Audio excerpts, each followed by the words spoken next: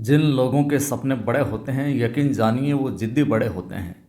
नमस्कार, जय हिंद। जीतने वालों को मेरा सलाम और जीतेगा वही जो विश्वास करेगा। हिंदी साहित्य इतिहास ग्रेड फर्स्ट और सेकंड के लिए तो वेरी इंपॉर्टेंट है ही, साथ ही साथ अन्य किसी भर्ती परीक्षा के अंदर जहाँ हिंदी साहित्य इतिहास आता है उनके लिए भी कक्षा बहुत ही महत्वपूर्ण रहने वाली है। साथ ही साथ वीडियो के आखिर में मैं इंपॉर्टेंट सूचना दूंगा। रीट वालों के लिए एक शानदार निःशुल्क बैच भी हम प्रारंभ करने वाले हैं, बिल्कुल सिस्टमेटिक ढंग से। तो वीडियो को आखिर तक आप ज़रूर देखिएगा। प्रारंभ करते हैं। प्रश्न परीक्षा में पूछा जा सकता है कि मैं नीर भरी दुखी बदली महादेवी वर्मा का उपयुक्त गीत उनके किस काव्य संग्रह से संबद्ध है। ये तो आप ध्यान में रखना। यूँ परीक्षा में पूछा जाए कि मैं नीर भरी दुख की बदली, ये पंक्तियाँ किन की है, तो महादेवी वर्मा। लेकिन ये जो गीत है उनके किस काव्य संग्रह से संबद्ध है। निहार से, रश्मि से, निर्जा से या फिर सांधे गीत से। क्या हो जाएगा उत्तर? उत्तर हो जाएगा बंधुओं डी, सांधे गीत से ये संबद्ध है। मैं नीर भरी दुख की बदली, ठीक है। सांधे की जो काव्य संग्रह वहाँ से जो पंक्तियाँ ली गई है। इनकी अन्य प्रसिद्ध रचनाओं की मैं बात करूँ तो निहार, समय ध्यान में रखना, निहार 1930 समय देखने को मिलता है। रश्मि 1932, निर्जा 1935, इसमें शेक्सपियर पुरस्कार मिला इनको, ठीक है। वहीं सांधे गीत 1936, यामा 1940, दीप शिखा 1942, सप्तपर्णा 1960, संधिनी 65, नीलांबरा 1983, आत्मिका 83, दीप गीत 83, प्रथम आयाम 1984। प्रथम आयाम को जरूर ध्यान में रखिएगा। बात करें अग्निरेखा 1990, ये इनकी प्रसिद्ध है जो रचनाएं हैं, ठीक है। अगला सवाल देखिए। परीक्षा में सवाल पूछा जा सकता है कि मानव अथवा प्रकृति के सूक्ष्म किंतु व्यक्त सौंदर्य में आध्यात्मिक छाया का भान मेरे विचार से छायावाद की एक सर्वमान्य व्याख्या हो सकती है। ये कथन किसका है? सुमित्रा नंदन पंत का, डॉक्टर नगेंद्र का, नंद दुलारे वाजपेयी का या फिर नामवर सिंह का? ये किसने कहा कि मानव अथवा प्रकृति के सूक्ष्म किंतु व्यक्त सौंदर्य में आध्यात्मिक छाया का भान मेरे विचार से छायावाद की एक सर्वमान्य व्याख्या हो सकती है? तो सही उत्तर क्या हो जाएगा? सी, नंद दुलारे वाजपेयी साहब का ये कथन है, ठीक है। बात करें आगे। सवाल पूछा जा सकता है, साथ ही साथ में वहाँ पिछले वाले प्रश्न में यहाँ पर मैं बता दूँ, डॉक्टर जो नगेंद्र है, डॉक्टर कौन? नगेंद्र, ये बात भी आप ध्यान में रखना। डॉक्टर नगेंद्र ने कहा कि छायावाद के संदर्भ में ये बात कही कि छायावाद स्थूल के प्रति सूक्ष्म का विद्रोह है, ठीक है। वहीं सुमित्रा नंदन पंत कृत जो पल्लव है उसकी भूमिका को छायावाद का घोषणा पत्र भी कहा जाता है। पल्लव को छायावाद का घोषणा पत्र या मैनिफेस्टो, छायावाद का क्या कहा जाता है? घोषणा पत्र या फिर मैनिफेस्टो भी कहा जाता है। परीक्षा में प्रश्न पूछा जा सकता है कि प्रकाशन वर्ष के अकॉर्डिंग निम्नलिखित रचनाओं का सही अनुक्रम है।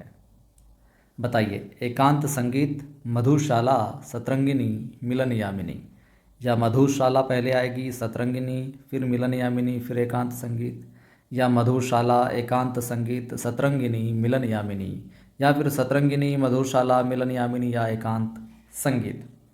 कौन सा विकल्प है जो ठीक होगा?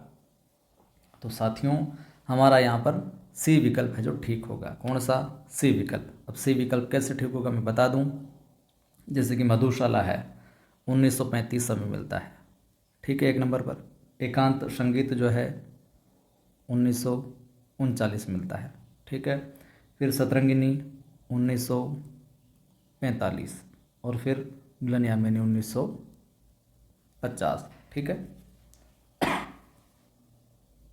देख लीजिए, मधुशाला 35, एकांत संगीत 39, सतरंगिनी 45 और मिलन यामिनी 1950। प्रश्न पूछा जा सकता है कि जागो फिर एक बार कविता के रचनाकार कौन है? जागो फिर एक बार, निराला, दिनकर, गणेश शंकर विद्यार्थी या फिर माखनलाल चतुर्वेदी? तो साथियों उत्तर क्या हो जाएगा? जागो फिर एक बार ए उत्तर निराला की है, ये सूर्यकांत त्रिपाठी निराला की है। इनकी हम जो प्रमुख कविताएं हैं उनकी चर्चा करें तो उनमें आप ध्यान में रखिएगा, राम की शक्ति पूजा निराला की बहुत प्रसिद्ध है। सरोज शोकगीत भी कहा जाता है सरोज स्मृति को। तोड़ती पत्थर, जूही की कली, भिक्षुक, संध्या सुंदरी आदि, ये वेरी वेरी इंपॉर्टेंट है। राम की शक्ति पूजा, सरोज स्मृति, तोड़ती पत्थर, जूही की कली, भिक्षुक और संध्या सुंदरी। क्या उत्तर कर दोगे? उत्तर कर दोगे भैया निराला महोदय। किसकी है? सूर्यकांत त्रिपाठी निराला साहब की, और वेरी इंपॉर्टेंट, ध्यान में आप रखिएगा। सवाल पूछा जा सकता है, जयशंकर प्रसाद कृत जो कामायनी है उस महाकाव्य से रिलेटेड संबंधित कौन सा कथन सही नहीं है? यानी कि 3 कथन तो संबंधित हो गए और एक है जो गलत होगा, वो संबंधित नहीं है, वो बताना है आपको। किसकी कथा 16 सर्गों में 16 पार्ट में विभक्त है? सर्गों का नामकरण चिंता, श्रद्धा आदि मनोविकारों के नाम पर हुआ है। इसमें कर्म का संदेश और वैराग्य मत का खंडन है। सूक्ष्म मनोविकारों को मूर्त रूप देते हुए प्रसाद ने यथार्थ, सजीव और अद्वितीय चित्रण किया है। तो क्या उत्तर हो जाएगा यहाँ पर? तो उत्तर हो जाएगा यहाँ पर, आपको पता है, ए। इसकी कथा 16 सर्गों में विभक्त है, ये यहाँ पर गलत है। 16 में नहीं है भैया, कितने में है? 15 में देखने को मिलती है। इसकी कथा हमें 15 सर्गों में देखने को मिलती है। सर्गों का नामकरण चिंता, श्रद्धा आदि मनोविकारों के नाम पर हुआ है, बिल्कुल हुआ है। इसमें कर्म का संदेश और वैराग्य मत का खंडन है, बिल्कुल। और सूक्ष्म मनोविकारों को मूर्त रूप देते हुए प्रसाद ने यथार्थ, सजीव और अद्वितीय चित्रण भी है जो किया। अगर आप हमारी कक्षाओं से नियमित जुड़े हैं तो काफ़ी पहले मैंने इसके जो 15 सर्ग हैं का माने कि उन 15 सर्गों के टोटल नामों को भी है जो बताया था आपको। सवाल आपसे पूछा जा सकता है कि इनमें से कौन सा कवि अपने रचना काल के अंतिम दौर में प्रगतिवाद के प्रगतिवाद के भौतिक दर्शन के साथ साथ अरविंद दर्शन से जो प्रभावित हुआ? वेरी वेरी इंपॉर्टेंट है ये सवाल, कई बार आया है। तो जयशंकर प्रसाद थे, वो पंत थे, निराला थे या फिर दिनकर थे? कि पहले तो रचना काल का जो उनका अंतिम दौर था उसमें प्रगतिवाद के भौतिक दर्शन के साथ साथ वो अरविंद दर्शन से भी है जो प्रभावित होते हुए नजर आते हैं। तो सही उत्तर यहाँ पर कौन सा हो जाएगा? बी, सुमित्रा नंदन पंत हो जाएगा भैया। तो प्रकृति के सुकुमार कवि, प्रकृति का सुकुमार कवि भी कहा जाता है, यह प्रश्न भी आता है। सुमित्रा नंदन पंत अपने रचना काल के दौर में भैया प्रगतिवाद के भौतिक दर्शन के साथ साथ अरविंद दर्शन से भी प्रभावित है जो हुए थे। इनके प्रमुख काव्य कृतियों में मैं बात करूं तो उच्छ्वास, ग्रंथि, वीणा, पल्लव, गुंजन, युगांत, युगवाणी, ग्राम्या, ये किसकी है? पंत की है। जबकि जयशंकर प्रसाद की हम बात करें, जयशंकर प्रसाद की हम बात करें तो समरसतावाद, आनंदवाद दर्शन से प्रभावित है। इनकी प्रमुख काव्य कृतियों में उर्वशी, कौन सी? उर्वशी, वन मिलन, प्रेम राज्य और शोकोच्छ्वास, कामायनी आदि हमें देखने को मिलती है। ठीक है। वहीं निराला की बात करें भैया, निराला की बात करें तो हिंदी में मुक्त छंद का प्रवर्तक, ये प्रश्न बिल्कुल सामान्य सा, मुक्त छंद का प्रवर्तक कौन कहलाते हैं? निराला कहलाते हैं, कई बार पूछा गया है। काव्य कृतियों में अनामिका, परिमल, सरोज स्मृति, राम की शक्ति पूजा, जूही की कली, यह है जो देखने को मिलती है। दिनकर की कृतियों में कुरुक्षेत्र आता है, रश्मिरथी, हुंकार, रसवंती, चारों की चारों ये जो इम्पोर्टेंट ध्यान में रखना। कुरुक्षेत्र, रश्मिरथी, हुंकार, रसवंती किसकी है? दिनकर साहब की है। सवाल पूछा जा सकता है कि बालकृष्ण शर्मा नवीन कृत काव्य इनमें से कौन है? बालकृष्ण शर्मा नवीन का काव्य इनमें से कौन सा है? ठीक है। रेणुका, हम विश्वपाई जन्म के, हिम किरीटनी या फिर मिलन? तो क्या उत्तर हो जाएगा? बी, हम विश्वपाई जन्म के जो है वो बालकृष्ण शर्मा नवीनकृत काव्य है। जबकि बाकियों की बात करूं तो रेणुका किसका है? रामधारी सिंह दिनकर का है। हम विश्वपाई जन्म के बालकृष्ण शर्मा नवीन का हो ही गया। हिम किरीटनी माखनलाल चतुर्वेदी और मिलन जो है राम नरेश त्रिपाठी। सारे के सारे क्या है? इंपॉर्टेंट है भैया, याद रखिएगा। इनमें छायावादी कवि कौन नहीं है? निराला नहीं है, पंत नहीं है, प्रसाद नहीं है या शिवमंगल सिंह सुमन नहीं है। छायावादी कवि कौन नहीं है? पिछली वीडियो जो मैंने जिक्र किया था कि किस युग के कौन कौन से कवि हैं और जो प्रमुख कवि हैं, जो प्रमुख हस्ताक्षर में प्रसिद्ध हैं, उनको तो आपको जरूर ध्यान में रखना कि ये इस युग से संबंधित है, ये इस युग से संबंधित है। तो यहाँ पर बताया छायावाद का कवि कौन नहीं है, उत्तर हो जाएगा डी, शिवमंगल सिंह सुमन। तो शिव मंगल सिंह सुमन छायावादी कवि नहीं है, तो भैया क्या है यह है प्रगतिवादी कवि। शिव मंगल सिंह कौन से हैं? प्रगतिवादी कवि हैं। जयशंकर प्रसाद, सूर्यकांत त्रिपाठी निराला तथा पंत छायावाद के वृहत्त्रयी के कवि कहे जाते हैं। क्रमशः छायावाद का ब्रह्मा जयशंकर प्रसाद को कहा जाता है, विष्णु पंत को कहा जाता है, महेश सूर्यकांत त्रिपाठी निराला को है जो कहा जाता है। ठीक है। पुष्प की अभिलाषा नामक प्रसिद्ध कविता के रचयिता कौन है? बालकृष्ण शर्मा नवीन, रामधारी सिंह दिनकर, माखनलाल चतुर्वेदी या रामनरेश त्रिपाठी। पुष्प की अभिलाषा, उत्तर क्या हो जाएगा बंधुओं? सी, माखनलाल चतुर्वेदी है जो उत्तर हो जाएगा। पुष्प की अभिलाषा नामक प्रसिद्ध कविता एक भारतीय आत्मा के नाम से प्रसिद्ध माखनलाल चतुर्वेदी की है। तो यह सवाल भी कई बार आया है कि एक भारतीय आत्मा के नाम से कौन प्रसिद्ध है, तो आपका उत्तर क्या होगा? एक भारतीय आत्मा के नाम से माखनलाल चतुर्वेदी प्रसिद्ध है। कैदी और कोकिला इनकी अन्य राष्ट्र भक्ति परक है जो प्रसिद्ध कविताएं हैं। इनकी और रचनाओं में मैं बात करूं तो हिमकिरीटनी 1943 समय, हिम तरंगिणी 1949। हिम तरंगिणी और हिम किरीटनी कई बार परीक्षा में आई है। माता 1951, समर्पण 1956। ध्यान में रखना कि हिम तरंगिणी की रचना के लिए इन्हें वर्ष 1955 में प्रथम साहित्य अकादमी पुरस्कार प्रदान किया गया था। तो 1955 में हिम तरंगिणी के लिए प्रथम साहित्य अकादमी पुरस्कार से नवाजा गया था। इनको जरूर ध्यान में रखिएगा। सवाल पूछा जा सकता है, आधुनिक मीरा किसे कहा जाता है? बिल्कुल आसान सवाल है। आधुनिक मीरा किसे कहा जाता है? क्या उत्तर होगा? महादेवी वर्मा को कहा जाता है। महादेवी वर्मा की बात करें तो आधुनिक मीरा कहा जाता है। छायावाद के 4 स्तंभ जिनमें प्रसाद, निराला, पंत और महादेवी वर्मा ये चारों स्तंभ रहे एक में से, तथा छायावाद के लघुत्रय में और महादेव वर्मा, रामकुमार वर्मा और भगवती चरण वर्मा आते हैं छायावाद के लघुत्रय में। ध्यान में रखना ये भी। महादेव वर्मा को हिंदी के विशाल मंदिर की वीणा पाणी भी कहा जाता है। हिंदी के विशाल मंदिर की वीणा पाणी किसको कहा जाता है? महादेवी वर्मा को कहा जाता है भैया। प्रमुख कृतियों में बात करूं तो निहार, रश्मि, निर्जा, संध्या गीत, यामा, दीपशिखा, सप्तपर्णा ये देखने को मिलती है हमें। वहीं सुभद्रा कुमारी चौहान वीररस के एकमात्र कवि मानी जाती है, ये भी ध्यान में रखना। सुभद्रा कुमारी चौहान वीररस की एकमात्र कवियत्री है जो मानी जाती है। ठीक है, चलिए आगे हम बात करें।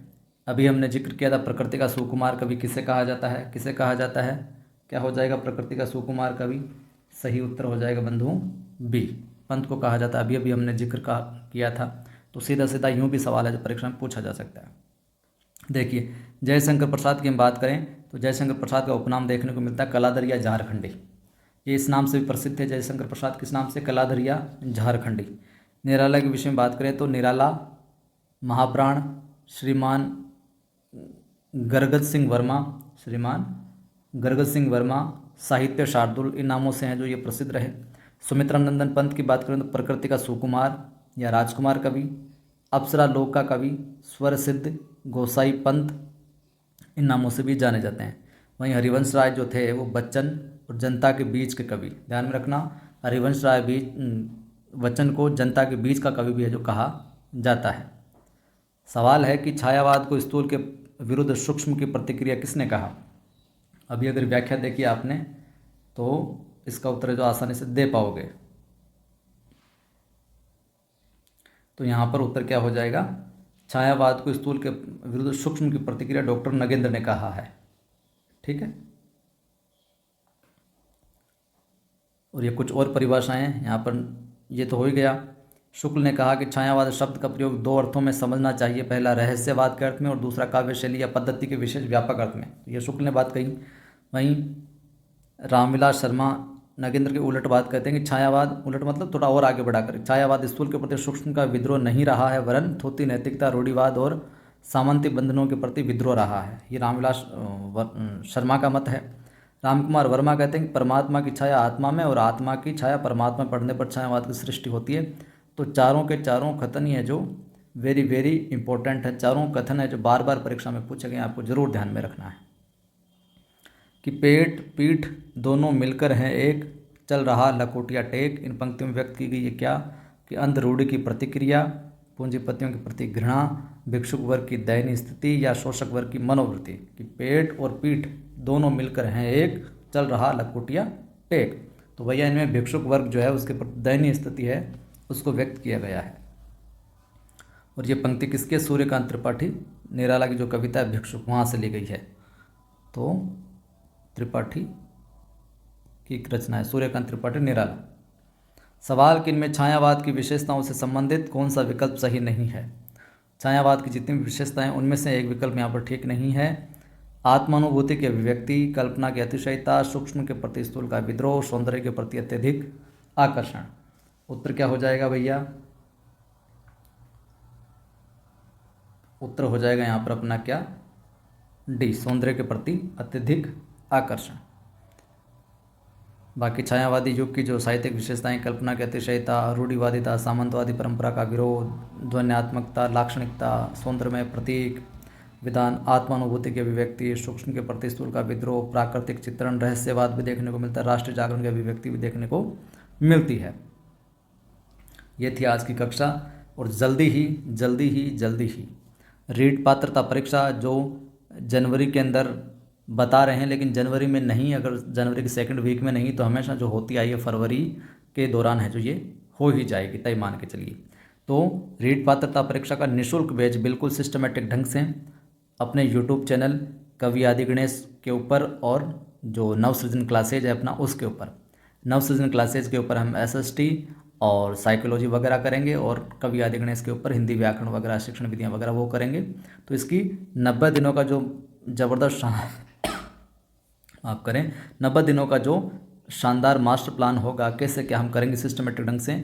आपकी 5-7 घंटे सेल्फ स्टडी भी हो जाएगी हमारे क्लासेज, फ्री क्लासेज देखने के बाद में, और आपकी टेस्ट सीरीज हमें एप्लीकेशन के ऊपर है जो डालेंगे, कैसे क्या मिलेगी वो जल्दी ही इस पर एक वीडियो में बनाकर डालूंगा। तो नियमित रूप से आप जुड़े रहना। साथ ही अपने सेकंड ग्रेड की जो तैयारी कर रहा है कोई साथी कि हमें तो सेकंड ग्रेड से मतलब है, तो रीट के लिए भी वो फ़ायदेमंद रहेगी सेकंड ग्रेड की तैयारी। तो सेकंड ग्रेड की फ़िलहाल जो दे रहा है आदि पब्लिकेशन की जो अपनी फाइनल रिवीजन के लिए किताब आ रही है, नज़दीकी बुक स्टोर पर मिल जाएगी। नहीं मिले तो उनको बोलना, पायल बुक हाउस जयपुर से हमें मंगवा कर देते। फिर भी नहीं मिले तो आप 86 19 73 87 34 इनके ऊपर आप व्हाट्सअप करके हमसे ऑनलाइन भी मंगवा सकते हैं। और जानकारी के लिए आप अपना जो व्हाट्सअप चैनल है उसको है जो ज़रूर फॉलो कर लीजिए। व्हाट्सअप चैनल को डिस्क्रिप्शन में लिंक मिल जाएगा। साथ ही साथ अपनी एप्लीकेशन नवसृजन क्लासेज इसको जो इंस्टॉल कर लीजिए प्ले स्टोर से। यहाँ पर फ्री टेस्ट वगैरह और टेस्ट सीरीज़ वगैरह ज़रूर अपलोड करते जा रहा हूँ मैं। और जो फ्री मटेरियल है कॉर्नर में क्लिक करोगे तो वहाँ पर करंट अफेयर्स की और अन्य जो PDF है वो फ्री मिल जाएगी आपको। और ये टेलीग्राम चैनल दोनों नवसृजन क्लासेज और कवि आदि गणेश हिंदी, इन दोनों टेलीग्राम को ज्वाइन कर लो, डिस्क्रिप्शन में लिंक है। और अधिक जानकारी यहाँ पर है जो मैं बताता रहता हूँ। जय हिंद, फिर मिलता हूँ।